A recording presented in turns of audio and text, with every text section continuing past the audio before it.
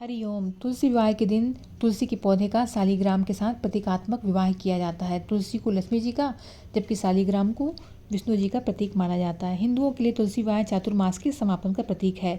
इस दिन के बाद से विवाह के मुहूर्त शुरू हो जाते हैं। तुलसी विवाह प्रबोधिनी एकादशी, जिस दिन विष्णु जी की चातुर्मास के बाद नींद खुलती है, और कार्तिक पूर्णिमा के बीच होता है।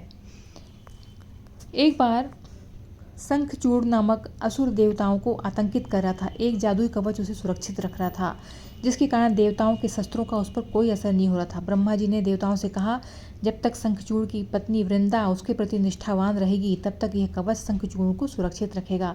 किसी पतिव्रता स्त्री को जानबूझकर अपने पति के प्रति बेवफा बनाना एक पाप था, लेकिन किसी असुर को जीवित रखना भी खतरनाक था। इंद्रदेव असमंजस में थे, इसलिए वे कृष्ण से मदद मांगने गए। कृष्ण ने उन्हें मदद करने का वचन दिया।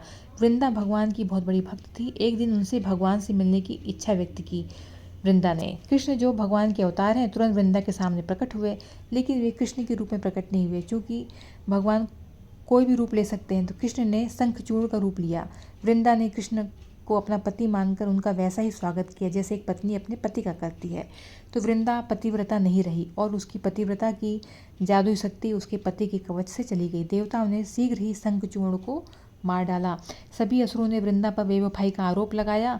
उन्हें लगा कि शंखचूड़ के मारे जाने का एकमात्र कारण था, लेकिन वृंदा अपनी निष्ठा को लेकर अड़ी रही। वो अपने पति के अलावा किसी और पुरुष के साथ नहीं रही थी, लेकिन असुरों ने उस पर विश्वास नहीं किया, उसे घर से बाहर निकाल दिया। वह बेघर भटकती रही, अंत में द्वारका पहुंच गई। उसने सुन रखा था कि कृष्ण धरती पर भगवान का रूप है। उसने उनके घर में आश्रय लेने का निर्णय लिया, लेकिन कृष्ण जी की पत्नियों ने उसे अंदर नहीं आने दिया।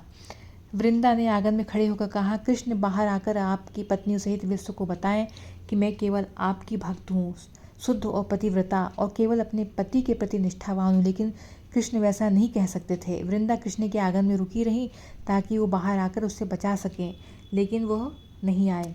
कृष्ण की पत्नियों को लगा कि वृंदा कृष्ण की पत्नी बनना चाहती है, और इसलिए उन्हें उससे ईर्ष्या हुई। वृंदा ने उन्हें आश्वासन दिया कि बस एक भक्त है, लेकिन कृष्ण तब भी उससे मिलने बाहर नहीं आए। तंग आकर उसने कहा, कृष्ण, क्या आप एक पत्थर हो जो बाहर नहीं आ सकते? आप पत्थर के रूप में पूजे जाओगे। फिर वह तुलसी का पौधा बन गई और घर के आंगन में बढ़ने लगी।